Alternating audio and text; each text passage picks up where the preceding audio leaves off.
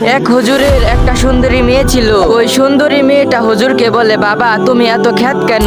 হুজুর বলল, আমি আবার খ্যাত হলাম কিভাবে? সেই মেয়ে বলল, বাবা আমার বান্ধবীরা সবাই তো বরকা ছাড়াই রাস্তায় বের হয়, আমি বরকা ছাড়া রাস্তায় বের হতে পারি না, তুমি একটু মডার্ন হও, একটু আধুনিক হও। হুজুর বলল, মা ঠিক আছে, তোমার আর বরকা পড়তে হবে না, তুমি বরকা ছাড়াই আমার জন্য দোকান থেকে একটা কলম কিনে নিয়ে আসো। মেয়েটা কলম কিনতে যাচ্ছে, পথের মধ্যে কয়েকটা বখাটে ছেলে বসে আসিল। ওই ছেলেগুলা সুন্দরী মেয়েটাকে বলল, ইস কি মাল যাচ্ছে গো, মালটা তো সেই। এই কথা শুনে মেয়েটা অনেক কষ্ট পেল। তারপর কলম নিয়ে বাসায় গিয়ে তার বাবাকে ঘটনাটি খুলে বলল। তার বাবা বলল, মা তুমি এখনই আবার বরকা পরে আমার জন্য দোকান থেকে একটা খাতা নিয়ে আসো। মেয়েটি এবার বরকা পরে দোকানে গেল, কিন্তু ওই বখাটে ছেলেগুলো মেয়েটিকে এবার কিছুই বলল না। মেয়েটি বরকা পরার গুরুত্ব বুঝতে পারলো। সে ঘরে ফিরে এসে তার বাবাকে বলল, বাবা তুমি খ্যাত না, তুমি সর্বাধুনিক। ভিডিওটা ভালো লাগলে এই ভিডিওতে একটা লাইক দিয়ে এই চ্যানেলটা সাবস্ক্রাইব করে রাখবেন।